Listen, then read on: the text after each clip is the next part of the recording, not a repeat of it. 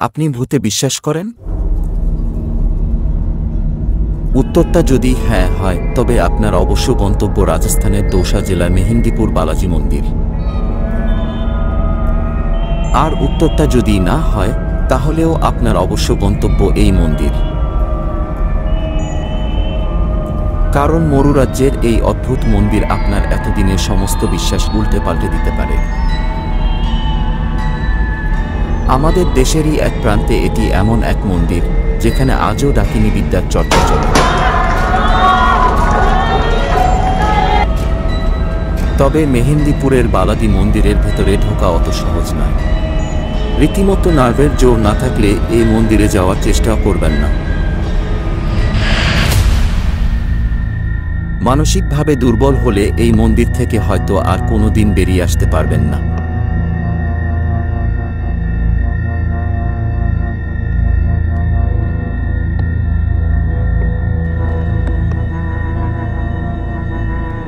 রাত 3টে থেকে এই মন্দিরে ঢোকার জন্য লাইন শুরু হয়ে যায়। আর এই ভিড় এমন ভয়ানক যে কোনো সময় আপনি পথপিষ্ট হয়ে মৃত্যুর আশঙ্কা করতে থাকবেন।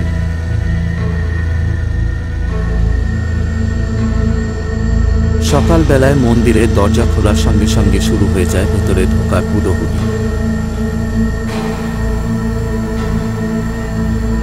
যদি সেই প্রচণ্ড ভিড়ের ধাক্কা সহ্য করে আপনি থাকতে পারেন, তাহলে বেশ কয়েক ঘন্টার অপেক্ষার পর মন্দিরের ভিতরে ঢুকতে পারবেন।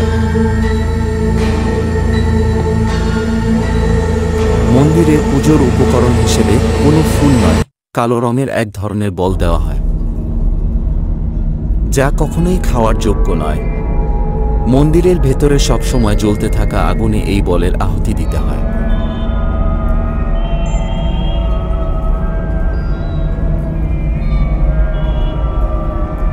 মন্দিরের ভেতরে 4টি বড় হলো ঘর রয়েছে।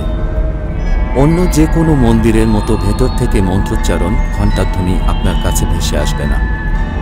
আপনাকে স্বাগত জানাবে কান্না।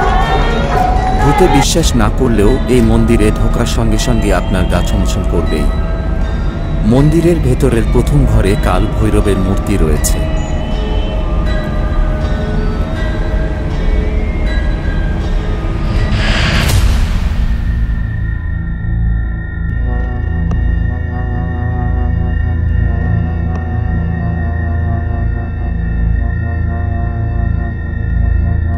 সেখানেই জ্বলতে থাকা আগুনে ছুড়ে দিতে হবে কালো বল। এরপরের ঘরে হনুমানজি। তার আশীর্বাদ নিয়ে এগিয়ে যান তৃতীয় ঘরের দিকে। এখান থেকে দম চাপা ভয় আপনাকে ঘিরে ধরবে।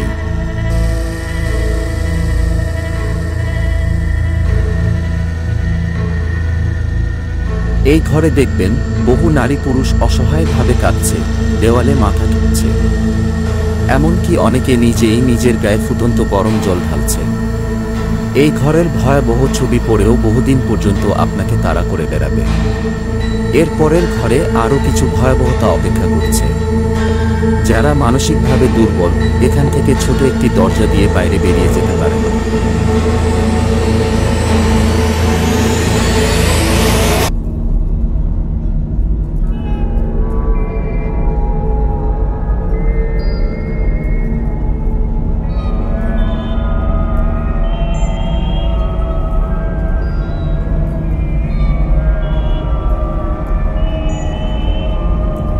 এই পর্যন্ত এসে বেশিরভাগই ভয়ের চোটে পালিয়ে যায়। শেষ ঘরটিকে নরকের দ্বার বলা যেতে পারে।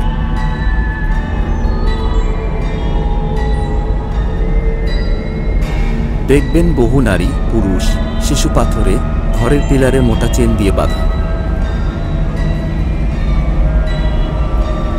এদেরকে নৃশংসভাবে মারা হচ্ছে। মনে হয় যেন এরা দীর্ঘদিন কিছু খায়নি, কিন্তু ভুলেও সে কথা কাউকে জিজ্ঞেস করবেন না।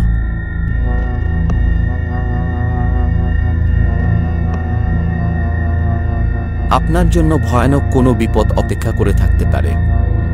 বলা হয় এদের উপর থেকে অশুভ শক্তির প্রভাব কাটানোর চেষ্টা চলছে।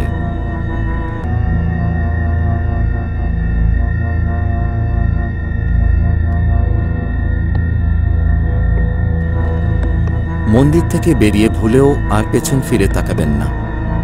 কারণ মনে করা হয় এই মন্দিরে ঢুকলেই অশুভ শক্তি আপনার পিছু নেবে, পেছন ফিরে তাকালেই তারা আপনাকে কব্জা করে ফেলবে।